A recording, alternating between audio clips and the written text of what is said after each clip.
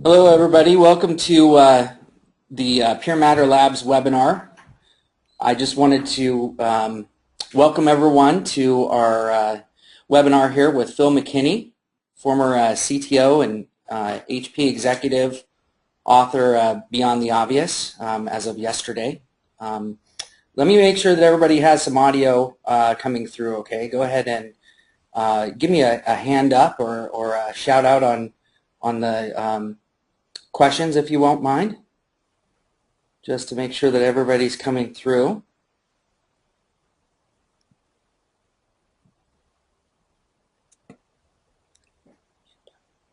Great, I got one here, another one there. Looks like everybody's, everyone can hear okay. That's great. All right, well, we'll go ahead and get started.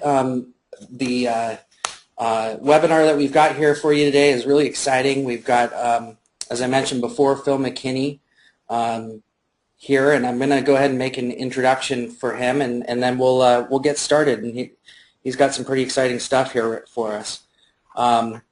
So let me just first start by thanking Phil for joining us. He's actually joining us from back east, where he's with his family right now, and was able to come on and do the webinar with us. Phil's an innovation consultant. He's held technology and innovation leadership positions in a number of companies. Most recently, he's retired as the Vice President and Chief Technology Officer for Hewlett-Packard's $40 billion personal systems group. He was responsible for planning and research, development, for all the company's PC product lines, including mobile devices, phones, tablets, notebooks, desktops, and workstations. Quite a big task for one man. In his spare time, he also writes a column for Forbes called The Objective, hosts a popular killer innovations podcast that CIO Insight has called a must-listen. Also been called the Chief Seer, the Innovation Guru. He's not lacking accolades. Phil and I both share personally a passion for the Boy Scouts. He and I are both Eagle Scouts, which is actually how we met. We both sit on the board for the Silicon Valley's council together. Please make sure during his presentation he doesn't tell you that he's in charge of bringing the money in and I'm in charge of spending it. He likes to tout that, and that's not totally true. Anyway, personally, I'm excited to have Phil here today. His book, well, actually, this week is a week of launches for him. He launched his book actually yesterday in stores online and offline worldwide, called Beyond the Obvious. And the other major launch for him is becoming a grandfather to a healthy granddaughter earlier this week. So some exciting innovation for Phil, I'd say. Phil's going to walk us through some of his methodology. The rest you will have to look up in his new book, just yesterday, to find out more. With that said, I'm going to turn it over to Phil, and Phil, thanks again for joining us. Sure thing, Brian. Thanks for the introduction. As Brian stated, I'm out actually east for the birth of my granddaughter. So, as Brian said, it's a week of firsts, given that I've launched the book and launching my granddaughter all in the same week. So as Brian said, the title of the book is Beyond the Obvious. It's available. I'll talk a little bit more about it, but really the purpose of this webinar really is to share with you some of my thoughts and lessons learned over my extensive career, and to give you a little bit of background on kind of the methodologies and lessons learned after being heavily in the trenches. So, hey, just real quick before we get started, Brian or Courtney, can somebody go on mute there, because we're getting a lot of background noise. Oh, there we go. And again, feel free that if you have any questions while I'm going about, go ahead and use the question portion of the GoToWebinar tool there, and we'll be answering those questions. I'm going to leave plenty of time at the end for answering any questions that come up, both with regards to the webinar or anything else that you that you might be interested in. So the purpose of this webinar really is to talk about how to create game-changing innovations. I'm a big believer that innovation is really the key skill that we all need to have. We are in a fundamental transition from an information knowledge economy to what I refer to as the creative or the innovation economy. It's no longer what we or our businesses or even our countries are going to be based on what we can do with our hands. It's really about our ability to create, the ability to come up with ideas. The currency of the future is really around the ability to not only create an idea, but to do it on a continuing basis. But ideas by themselves have no value. It's the ability to take ideas and translate those into innovations. And I'm not satisfied with just doing kind of the next step, incremental thing. For me, it's about how do I really create game changers, things that fundamentally change a business, fundamentally change an industry, fundamentally change an economy. And that's what we're going to talk about today in this webinar. And so the one question I get a lot when I do either a webinar like this or I'm doing a workshop for people is people immediately jump to this kind of, fear factor of, oh my gosh, I thought innovation and creativity was a gift. Some people have it, some people don't have it, and I'm not blessed with it. I didn't get the DNA, or God didn't bless me with the gift. I'm an implementer. I'm not the idea person. That's not my job. My job doesn't call for me to come up with ideas. Or, fundamentally, it all boils down to is people just don't know how, right? They believe it's this gift, and that's all bogus. Innovation, creativity is a skill. It's a skill you can learn. It's a skill you can practice. It's a skill you can become proficient at. And as a result of that, what I teach is really just the fundamental skills that anybody can apply to whatever job you have, whether it's you're in an R&D organization, you're an entrepreneur in a startup, or you're sitting down with your spouse trying to come up with a better idea for where to go to vacation this year. Creativity and innovation applies across all of those areas.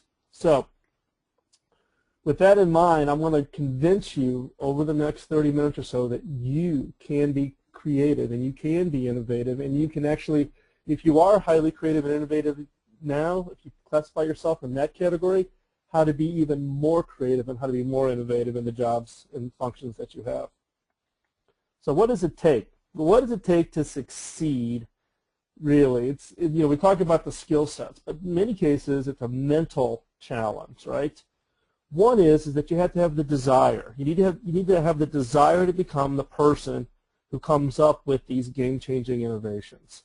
The ability to come up with those ideas that will be the game changers that ultimately change. Now, you have to have confidence that you're the person that can come up with that. So you have to have that desire. The second is you have to have that commitment to defeat the self-doubt. I get a lot of emails, and I talk with a lot of people who want to get into, quote, the innovation game, right? They want to put together an innovation team inside their organization, or they're an entrepreneur and they're coming up with the ideas. And I just warn people, innovation is one of those things that it's a constant challenge. Look, I did it for 9 years at HP, and everybody used to say, oh man, after year 5, 6, and 7, it must have gotten easier.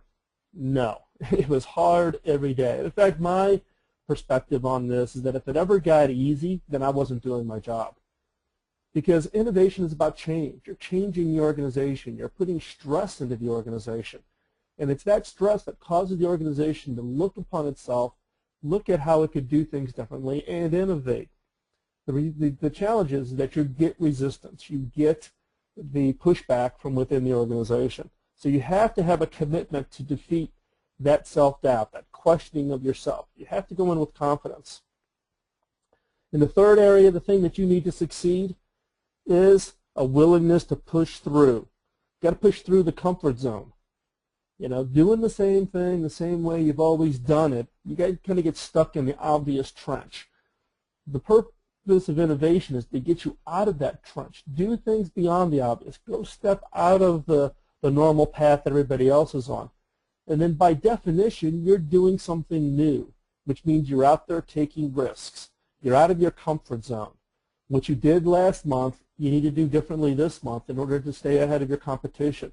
So you have to be able to get comfortable with being outside your comfort zone, and you just got to push through it. So again, the three things: desire to become the person who's going to come up with those game-changing innovations, a commitment to defeat your self-doubt. We all have it, but you have to push through that.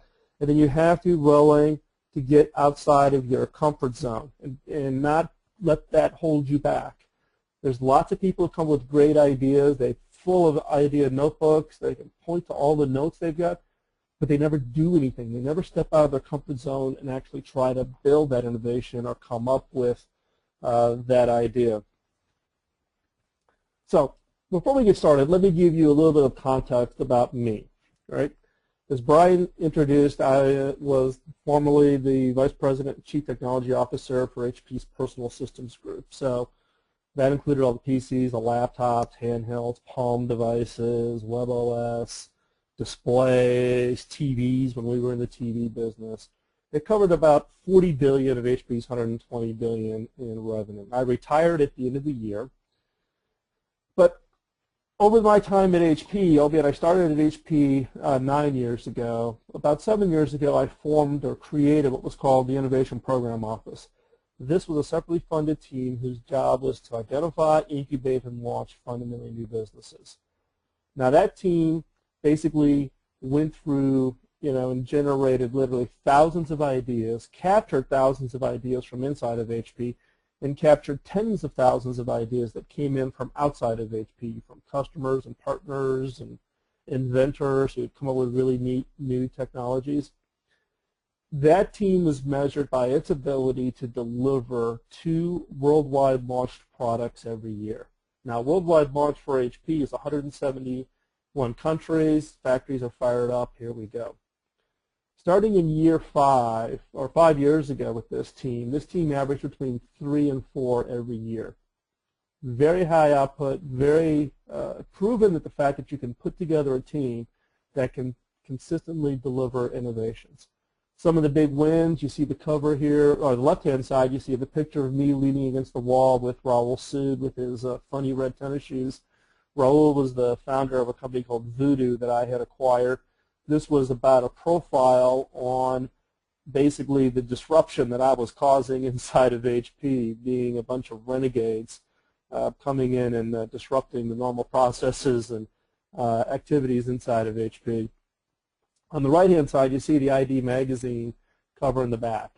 For the very first time, HP actually won the ID Design Award for Best Consumer Product of the Year, and this was 2009. The 2009 award. The Vanity Fair was a profile of me that Vanity Fair did. Yes, that's the actual cover of the magazine. Not a magazine I wanted to send to my send to my relatives, including the profile. But it's they've covered and they've mentioned and talked about the innovation process. And then across the bottom, Fast Company, for the very first time, HP was selected as one of the 50 most innovative companies, and a lot of people don't think of HP in that way. The first year we came in at number 18. We came in then at number 11, and then ended up at number 8. Now, many of you may think, why are you telling us all this, Phil? Is this kind of an ego trip for you? In the back of your mind, you're probably thinking, oh yeah, Phil, you've had this phenomenal, great career, this great success, and you probably went to a great school. You had your parents, no money. Money was no object to give you the the best education, et cetera, et cetera, et cetera. Well, I'm here to dispel that rumor or that thought that you may have in your head, to prove to you that even you can do this. So let me give you a little bit of my background. I grew up on the south side of Chicago.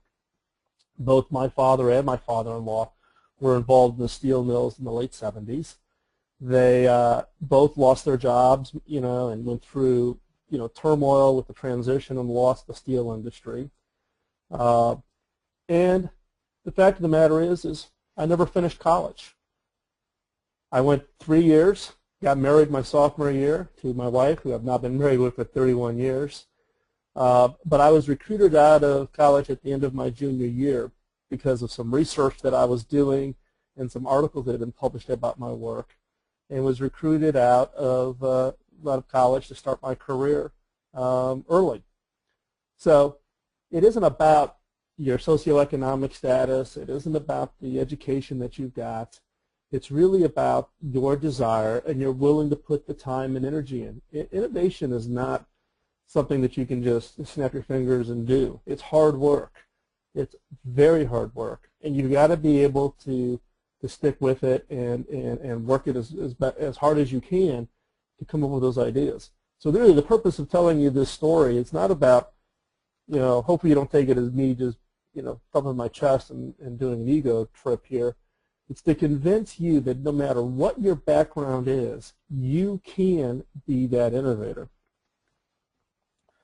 So what are the 5 elements? What are the 5 things that you, an organization, your team need to have in place really to be viewed as highly innovative? One is you need to have the innovation attitude. A lot of organizations, a lot of teams, a lot of individuals, no matter what your job, think, oh, there's no way to innovate this. It's done. We're finished. There's no new thing. Our success is really about doing the same thing over and over again, just doing it faster and cheaper. If you're going to be successful in an innovation economy, you have to believe that anything and everything you touch, everything and everything you see, anything and everything that you're involved in can be innovated, can be improved. One of the exercises I use in my workshops is having people in the workshop, as part of their homework, literally sit in a chair in front of their house and watch just the day-to-day activities that go on in their neighborhood and come up with a minimum of 100 ideas to improve what they see. One that I came up with outside my house in San Jose was the way that the garbage pickup was done. Very inefficient. There has to be a much better way to avoid the noise and the littering of garbage up and down the streets, those types of things. But you have to have that attitude that says anything you see, you can innovate, that you can improve, and that you put your mind to it, and you will focus on coming up with those innovations. Second is curiosity. If you have an attitude, correct innovation attitude, then it's all about the curiosity. Can you dig in and really look at the entire problem and ask questions and get out and engage with the people who might have more information than you have? You have to have that level of curiosity, and for many people, this is what holds people back, this ability to get out and dig in and really engage and try to ignite that childlike curiosity. You need to have a process. You've got to have a process around how do you go from ideas to execution. I'm going to talk a little bit more about that here in a minute. You need the support. If you're an entrepreneur and you're starting it up and you're in that spare bedroom in your condo or apartment, you better have the support of your spouse or friends or girlfriend, boyfriend, or parents or whoever, because you need to have some form of a support network around you to be successful. Innovation is not a one-person game. It's a team sport, and you need to have that team. If you're part of a large organization, you need to make sure that that support includes some of the senior executives, and I'll talk a little bit more about some of the challenges that I've been through over my career. And 5, you got to have resources. Even albeit it doesn't need to be as much resources as you think, you need to have some level of resources. So the book, Beyond the Obvious, really covers the 3 centerpieces: the curiosity, the process, and the support. The book doesn't cover really the innovation attitude. Theory being is you pick up the book, you're already curious about innovation. And then the resources section is one that just didn't make the cut into the final book, but I'm going to talk about it here a little bit more as we go through these in detail. So the innovation attitude, one of the keys with innovation attitude is you need to have a level of enthusiasm, a level of excitement, a level of wow, that is neat, or wow, I think I can come up with a better idea, or I can improve that. And so you need to check yourself. I'm not a big believer of the positive mental attitude, piece, albeit I think positive attitude is important for career success. but you need to, every day, check your attitude and make sure that you're coming in with the right attitude when you think about innovations and everything that you're doing, whether it's part of your job or part of your business or whatever. So in this case, check your attitude and make sure that you're open to. And one of the things, one of the little flags that goes off in my head is when somebody else presents me an idea, and if I stop and say, we tried that before, I'm the expert in this space, that will never work, or we're not going to get the return. That's where you need to check your attitude and change your attitude. It's very easy to be negative on the idea. And the one way to do this is whenever you're presented with an idea, never start with the word but. If your response to an idea is but, that's where your problem begins. Before you criticize any idea that's being presented, use the word and, come up with an idea or a way to improve it, and focus on the improvement of an idea rather than the criticism of an idea. And that's one way that you'll check and adjust your innovation attitude. The other is curiosity. Curiosity being the ability to see things that aren't maybe as obvious to other people.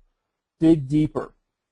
It's interesting that when you go back to thinking about our kids, and we remember our kids growing up and how curious and how uninhibited they were. You know, the story I tell is how many different ways have you seen a child use an empty toilet paper roll for some toy, whether it be a microscope or a bat or a ball, throwing it. And they're always, they're asking the constant questions of why. Why is it this way, Dad? Why is it this way, Dad? It's that natural curiosity. As we get older, we fall back on our education, our knowledge, our experience, our career success as really the way to kind of quell that curiosity, because we already know the answer. We jump to the answer right off the bat, when in reality we need to stop ourselves and kick back that level of curiosity. Don't assume we know the answer. Don't assume we know what is going to happen next with regards to an answer to a problem that we're being faced. So curiosity is just one of those things, and a lot of people say, well, that's a natural ability. No, it's not. It's just finding that childlike curiosity that we all used to have. Next is the process. So what is the process? In the case of the book that I present and what I teach in my workshops, etc., is a process called FIRE: focus, ideation, ranking, and execution. Focus. A lot of people think that innovation is just about serendipity. You slip on a bar of soap, bang your head, woo, I've got a great idea. It isn't that easy. Focus is trying to identify where is it that you're going to dig deep, where you're going to really focus the search, whether it's around products or services or improving the customer service experience or supply chain, whatever it is. What is the area of focus? Next is ideation. How do you come up with better ideas? The entire methodology that I teach around FIRE, and what you'll find in the book, and it's actually part of the title of the book, is around what we call killer questions. The power of asking questions to cause you to stop and look at a problem in a completely different way. Third is ranking. Ranking is one of the most critical steps of any approach, whether you use FIRE or you use any other kind of approach. If it doesn't have a ranking step in it, put it in. Why is ranking so important? Well, let's think back to brainstorming sessions that you may have had in the past, right? So you get 10 of your best and brightest people to come into a conference room, and you're going to work on the brainstorming session. And someone goes, ooh, I'll be the scribe. I'll write it on the board. So someone dutifully writes all the ideas down on a board or down on a flip chart. You wrap up the session, and someone goes, oh, I'll type them up, and I'm going to send them around. So they type them up and send them around. And what happens? Come on, be honest. Nothing. Nothing happens. Why? Because you just generated this long list of 200, 300, 400 ideas, right? And so people may think, wow, I did great. We came up with 400 ideas. But not all of those ideas are of equal value. There is a ranking process that you can do. Very simple, 5 questions. It's talked about in the book. And based on those 5 questions and scoring those 5 questions, what you find is the top 1 or 2% of the ideas immediately bubble to the top. There's a gap in the score and all the rest. It's my policy in any brainstorming sessions or any innovation and pipeline work that I do with clients is that there will always be a ranking step before the event ends, because it changes the entire attitude. People say, well, we came up with 300 ideas, but here are 2 ideas that are just really killer, and these are the 2 ideas we need to focus in on. So everybody leaves the room with a renewed sense of, wow, you know, we've got not only do we have a blast coming up and brainstorming, but we got 2 really good ideas, and I'm really jazzed to work on these 2 ideas. Let's go make these things happen. So ranking, critical. The last, execution.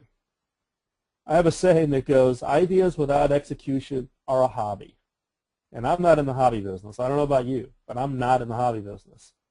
I'm in the business of going from ideas to execution, putting real products, real services, real revenue impacting innovations into the markets. I did it for 9 years at HP, and now I'm doing it for clients. So execution, absolutely critical. Now, I'm a big believer in what's called a stage gate funding model for that execution. Don't have time to go through it all here in the workshop, but it's basically a 4-stage process where you can reduce your risk, increase the likelihood of success, and keep making that progress through the entire pipeline until you actually deliver. As I stated before, at the Innovation Program Office, we were measured to deliver 2 all the way through this process, and you make them a worldwide launch every year. And for the last 5 years, that team has averaged between 3 and 4, so far exceeding the original objectives and goals.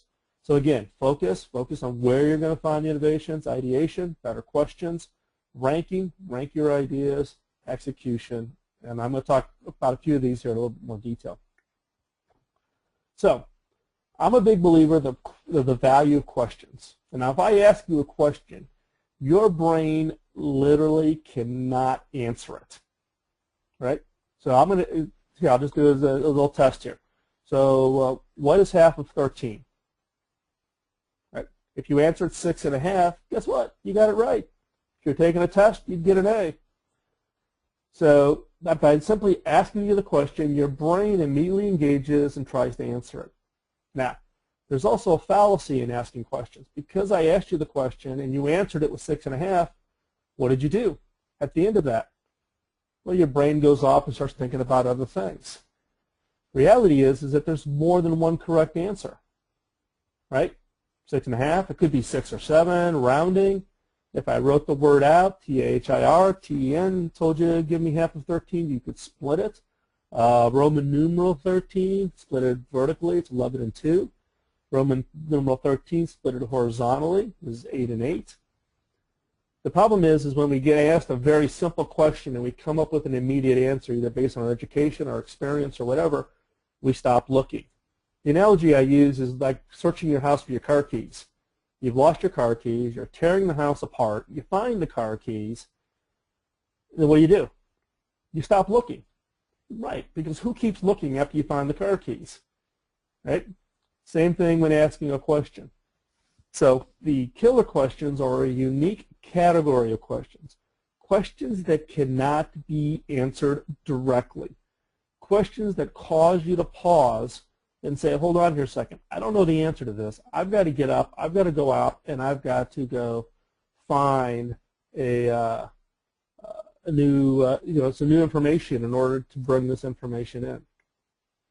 And so I'm a believer that better questions come up with better ideas generate more impact to your organization, whether it be revenue, customer satisfaction, growth, however you want to measure success. So better questions, better ideas, higher impact to your organization.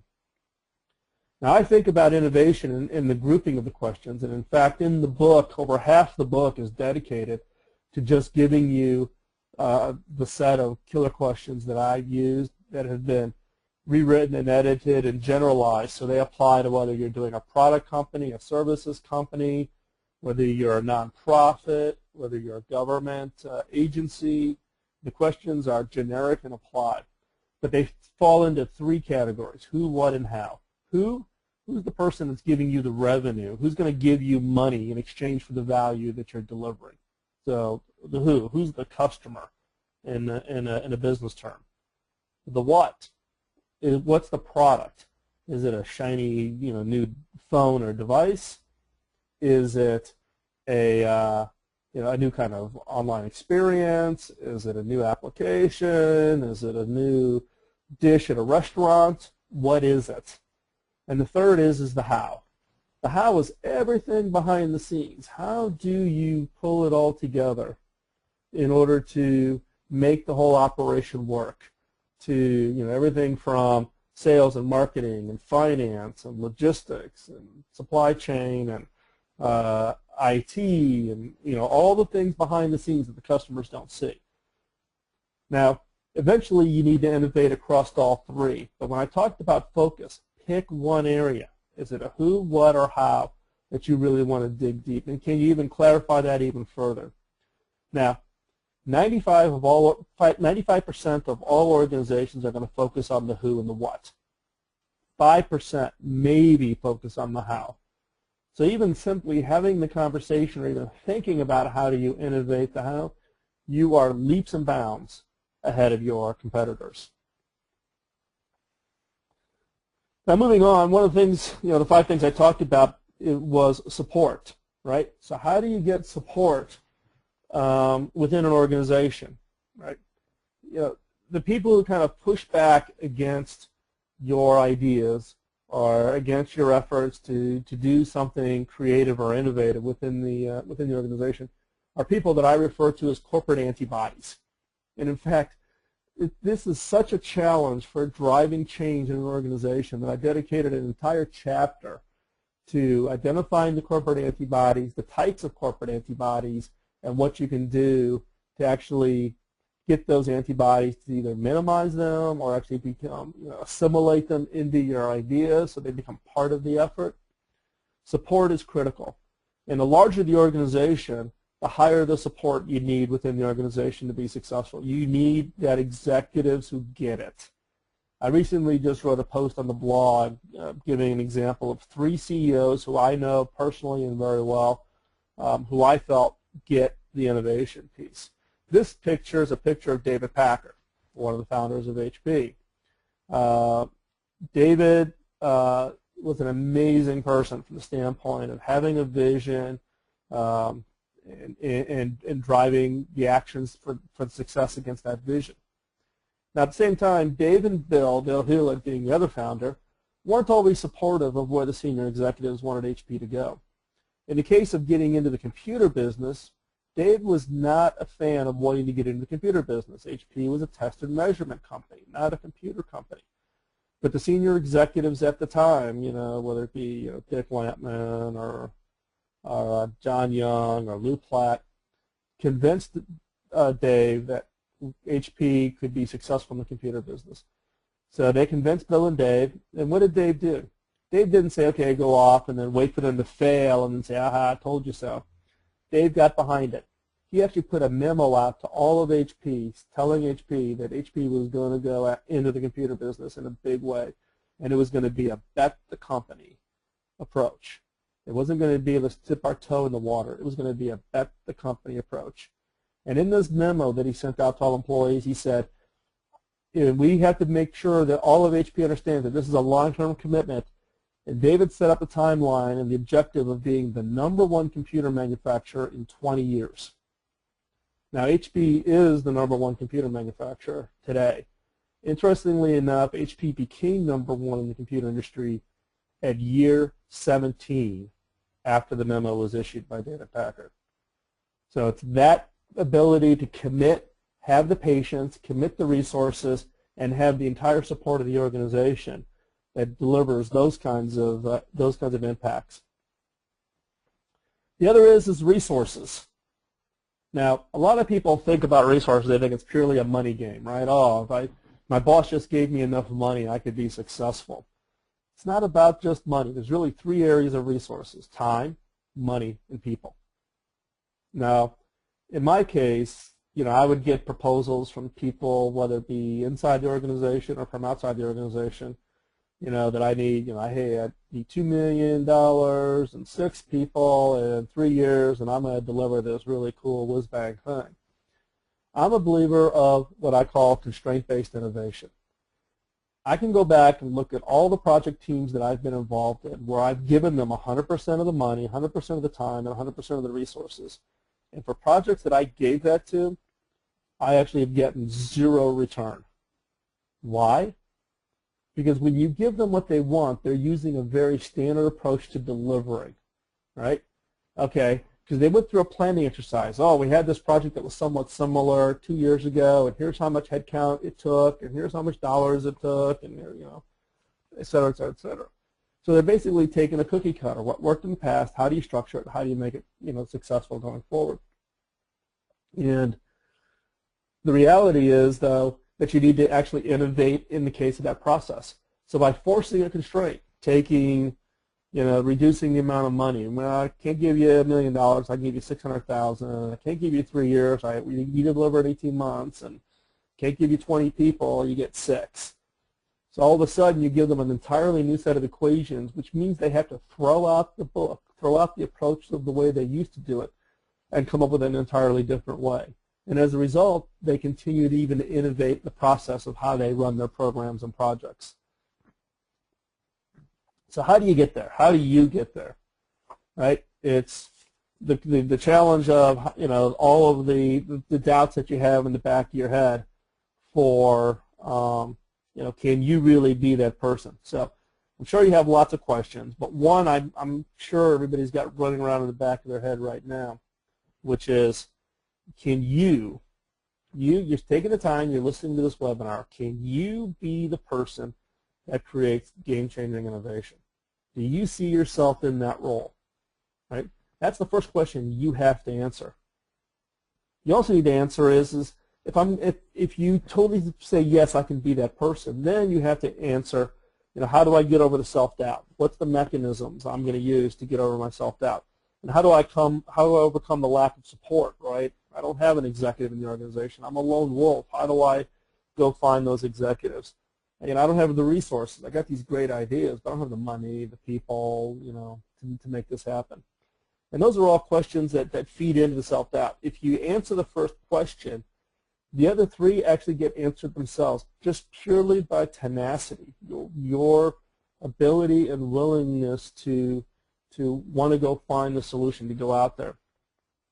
Now, how did I turn around the culture at HP? And in fact, one of the reasons I came to HP, I originally came out of retirement. I was retired prior to joining HP, and I agreed to join HP for 1 year, and my task was to kind of reignite the innovation culture at HP. So how do I reignite the innovation culture at HP? Well, what I did is I put together a program that I called the Innovation Boot Camp. This was a very intense program that basically tore down all of the assumptions that everybody had about innovation and rebuilt up their skill sets from the ground up. So how do you build up this Innovation Boot Camp? So if you're an innovation leader within your organization, you need to do something similar. If you're wanting to be the innovation person and you don't have the skill set, then you need to go find ways to get these skills yourself so that you can bring them back into your organization. So what is the Innovation Boot Camp? The Innovation Boot Camp that we used to run was twice-a-week session of mentoring for 8 weeks, and it was a heavy, heavy mentoring. Every Tuesday there was a weekly topic, lecture, guest speaker type of thing, but there was homework. You were actually coming up with ideas. You were actually tasked with innovating things inside your organization, or one of the exercises we did was actually to redesign the lobby area of the IKEA store in East Palo Alto, California.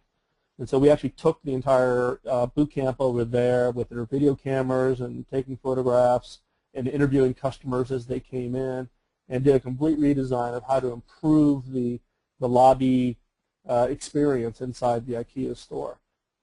So that was what we did on Tuesdays. Thursdays was simply getting everybody together, reviewing, what what did they discover about themselves and discover about the challenges of innovation from the standpoint of the homework. And it was a time for just Q&A, to hunker down and talk.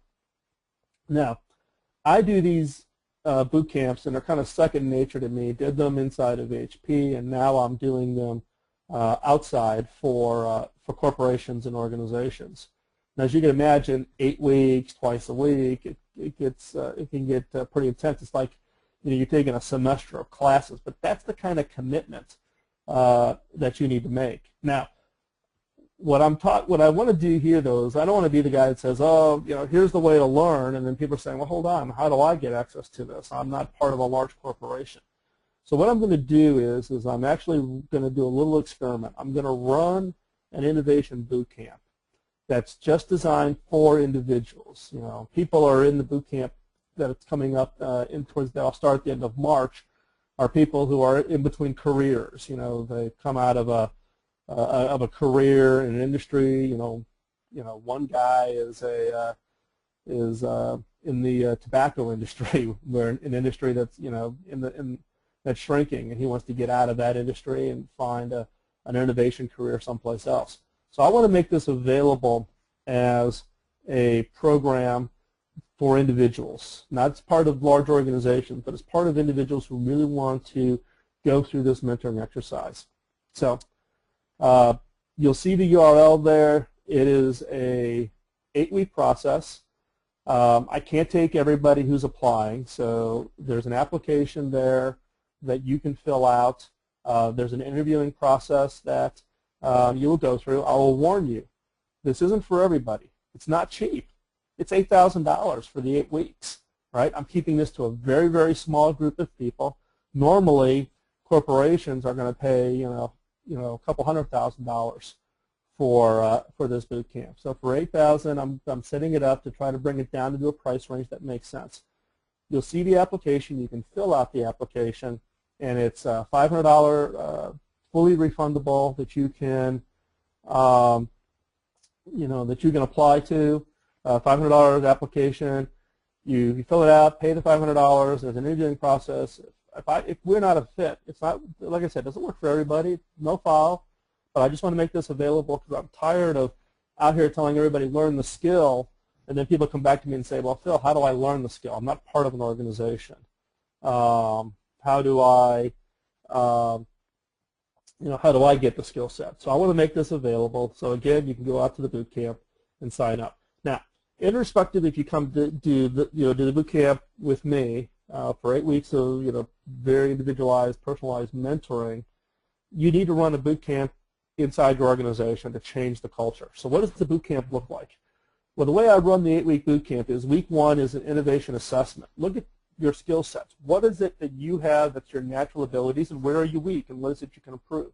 Week 2 is about the innovation attitude. How do you rethink your organization or rethink your career or innovating your career? How do you rethink it and recognize that there are always areas that you can innovate? Excuse me. Week 3 is igniting your curiosity. So how do you reignite your curiosity? Week 4 is really about the first part of the process, focus, ideation, and ranking. How do you actually think about that? How do you do it? How do you select the questions that best fit what you're going after? Week 5 is all about execution. Week 6, support and corporate antibodies. How do you deal with all the negative people who say, oh, no, your idea's stupid, it won't work? Week 7 is resources and patience. How do you think about resources? How do you find the resources? How do you instill patience in the organization to wait for the innovation? And then week 8 is setting your innovation goals. What is your innovation pipeline going to look like? So again, whether you do the boot camp with me or whether you run your own boot camp, this is how I break down the 8 weeks that I run.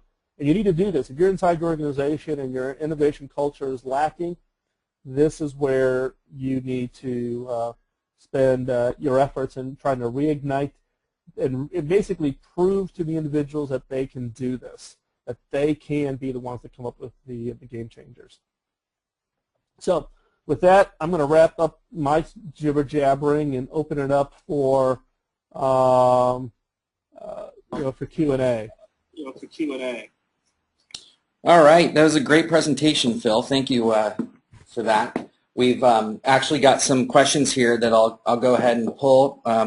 There's a lot of people here on the webinar, so bear with us. If we don't hit your question, feel free to follow up in an email, and we can try to get that answered for you. But for right now, let me go ahead and pull one of the first questions here for you, and it's a comment as well, saying excellent book. You have a person here who's excited because he got one of your books off the shelf yesterday at a bookstore and is reading it now. He's engaged with his third grade daughter already during dinner conversations on topics surrounding the questions in the book. His comment and question is that he thinks you should take the gist of the book. I should say Raj here thinks you should take the gist of the book and take it to schools perhaps in California. Have you ever thought about doing that? Well, actually, it's interesting. Okay. So, Brian, I don't. You need to go on. Okay, you went on mute again. So it's interesting because actually I've been working with Jim Shelton, the Deputy Secretary of Education in the Obama administration, on how do we innovate the U.S. education system. There's actually a case study that's in the book, in the latter half of the book, talking about how I came up with a methodology and created a set of 12 questions specifically for use in the classroom, in the schools, in the school districts themselves, in the state level and at the federal level, on how to run these kind of mini workshops with parents, teachers, and students to think about and how to innovate with their own school systems and how you change the whole process. Independent of that, I'm a highly critical of the education system from the standpoint that what we are producing is the world's greatest test takers. We're not teaching critical thinking skills or how to be innovative. If you're interested in it, there's a video on my YouTube channel that I did, I don't know, 4 or 5 months ago, on how to work with your kids and how to help your kids be more creative. There's a great book that I came across that I ended up doing a video about and just talked about the need for parents to step in and make sure that our kids are prepared to be the workforce of the future, which means if they're going to be competitive in this creative economy, we need to teach them. We need to take responsibility to teach them these critical thinking skills and these creative skill sets. And so I would actually love to bring it into the California system. I'm not so sure how receptive they are, but as an example, though, 4 or 5 years ago, I met with the head of education for Singapore, and Singapore actually has embraced the approach and is now teaching innovation, creativity, starting in the grade school level, and it's just part of now the curriculum. And the state of Ohio now is also running an experiment, and I've been working with the curriculum developers in the state of Ohio as part of their efforts. So love to get involved if people have access and can stir their local schools, districts, or state levels to be interested. I'd be more than willing to support those conversations. Another question? Great. That's fantastic. I got another question here that came in for you about Gary is curious about how you deal with bridging time horizons and innovation. How do you engage people in products and services that don't exist today but are emerging, moving up the S curve, if you will, with potential disruptive capabilities? So how do you sustain learning about emerging platforms for that kind of disruption? Well, I think there's 2 parts to that question. One is how do you as an individual, if you're in the innovation space, how do you stay fresh and constantly on the lookout? And that kind of gets back to that curiosity. You know, in my case, for instance, I have a daily idea quota that I've set for myself. You know, like some people go and they do 100 push-ups. You know, I'm not a gym rat, so I don't go to the gym and do 100 push-ups. But what do instead? I come up with 100 ideas a day. So my idea notebooks, I literally sit down, exercise my brain, and come up with 100 ideas. I read ferociously to get that kind of input. The other challenge, though, is let's say you come up with an idea, but now you have to convince the rest of the organization about the idea. There's a critical skill that I teach that people, amazingly, people suffer from an inability to do what I would call strategic storytelling. It's not about pitching your idea and letting the technical merits convince people, and then when your boss doesn't get it, you go, he's a jerk, or he's stupid, he doesn't see it. You need to be able to move into a strategic storytelling. You need to tell the story in such a way that they see themselves either benefiting or at risk if they don't adopt whatever your idea is.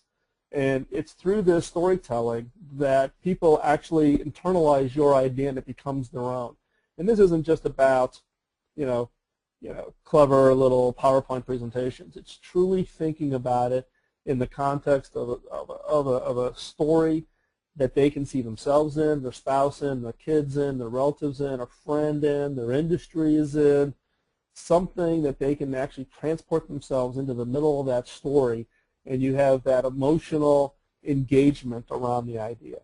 Once you've done that, then your ability to sell it throughout the organization it grows significantly. But if you just simply try to do it as a traditional, I'm gonna blow you over with a 60 PowerPoint slide deck and the spreadsheet that's going to show that this thing is going to be a big money maker, and that should simply be the decision criteria. Over all my years, those don't work. They may work once or twice, but they are not what consistently works in convincing senior executives that you've got that great idea. In this case, it is all about getting them emotionally engaged in the idea that you have. Next question. Next question. All right. I think you may have answered this, but I wanted to ask it maybe in a different way here on behalf of Vern, who just asked a question. If I have an idea, how do you work with others so the idea becomes their idea to bring about innovation? Yeah, the way to do that, and in fact, I was probably one of the more sneaky executives at HP at playing this game, is very early on in the idea, I would go around and I would meet with peer executives and executives that were above me. So you just got to get the sense of where I was in the organization. So there was the CEO, so whether that was, Carly, Mark, Leah, Meg, the next level, right? So that would be what we call level 1 executives, and I was a level 2. I reported to a level 1.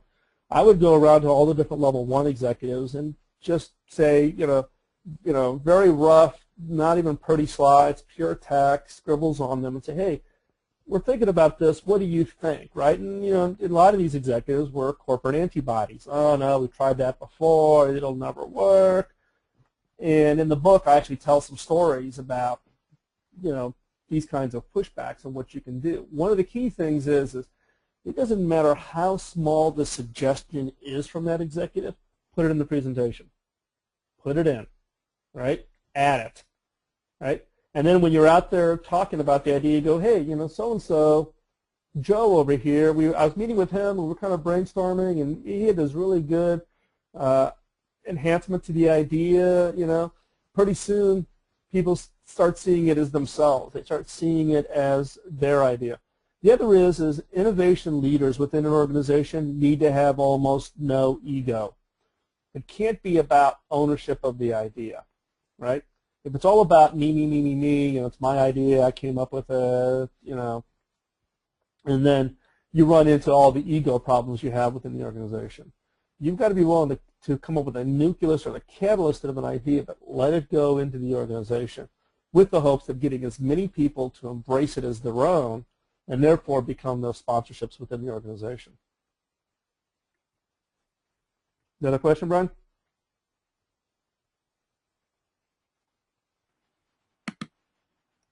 There we go, just playing with the mute button here.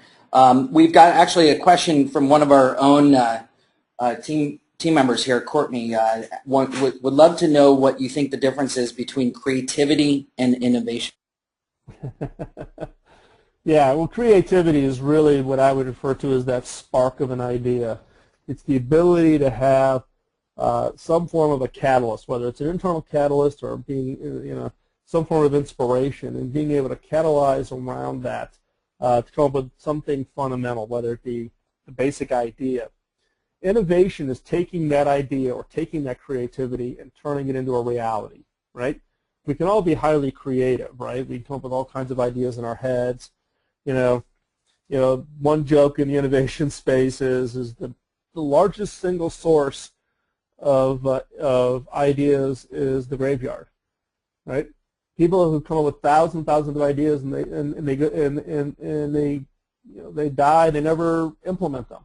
Innovation is about not just sitting on it, not just being creative, but how do you translate it. So it's really ideas / creativity is about creating the catalyst. The innovation is the process to go from idea or go from that creative spark and actually translating it into something real and tangible, a product, a service, a capability, a level of expertise, whatever was the catalyst, but translating it to something that becomes real. All right, I think we've got time here Brian? for one more. Question, Brian? Let's see. I've got time for one more question, and I'm going to go ahead and ask you here from Joe. Do you have a favorite killer question, and what would that be? Actually, I do have a favorite killer question, and it's one I've used many times, and I use it as an example pretty heavily in my speeches, and that is and the question is what is it my customer does not like about the buying experience for my product or service? So what is it my customer does not like about the buying experience of my product or service?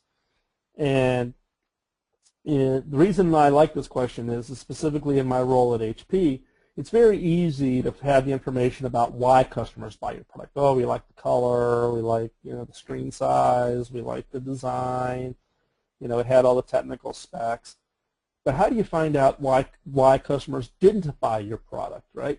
And there's no way to go find a customer, okay, I want to do a market study of just customers who looked at our product and then chose not to buy it. How do you find those people, right?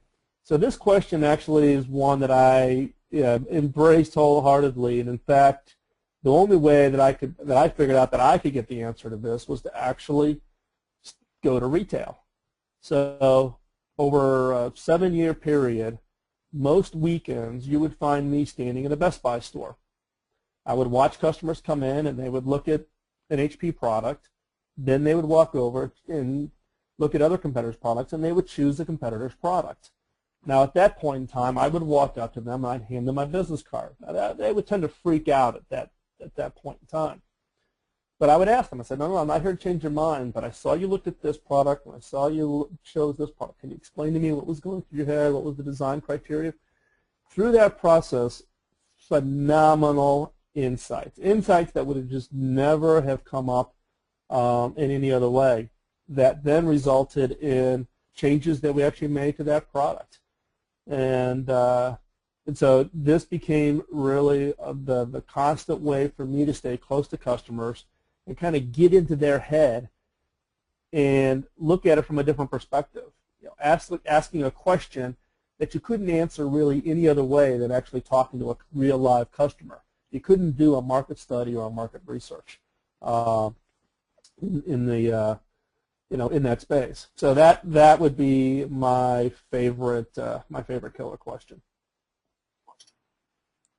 Let's see, we've got actually 1 minute left, so I'm gonna pull one more question here and see if we can answer that, Phil, in the remaining minute. I know it's a big question. Maybe you can give us the minute version. From Francisco, can just one innovation idea change? Right, are you there?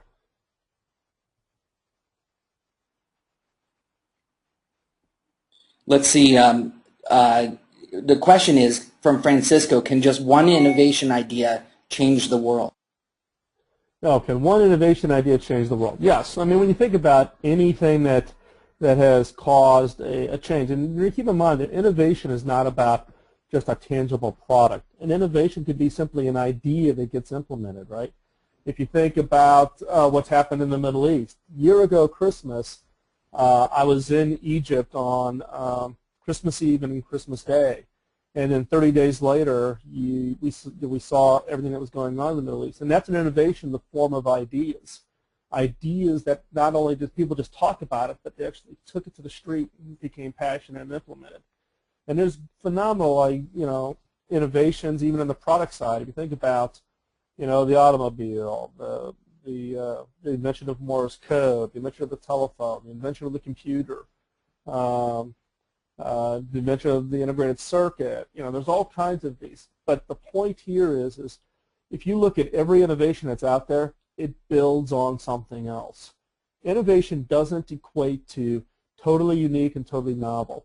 It can be a breakthrough innovation that simply builds on a previous idea in the form of a car. Take a horse and buggy and put a motor on it.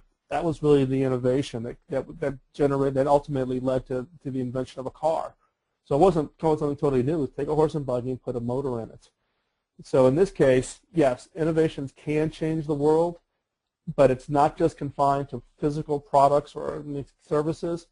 An innovation can be an idea, but an idea that actually gets implemented, that actually has something happen to it. Great. Thank you, Phil. That brings us, let's see, just a hair past 11, so I want to make sure we get everybody out on time. Thank you, everybody, for joining us, and Phil, thank you especially for taking the time to give us all an insight into your own world and how to be more innovative. So with that, I thank everybody, and we'll hope to see you on the next webinar. This webinar will be provided to you in a link sent out here in the next week or so. So we'll get that to you guys, and other than that, have a great rest of your week, and we'll talk to you soon.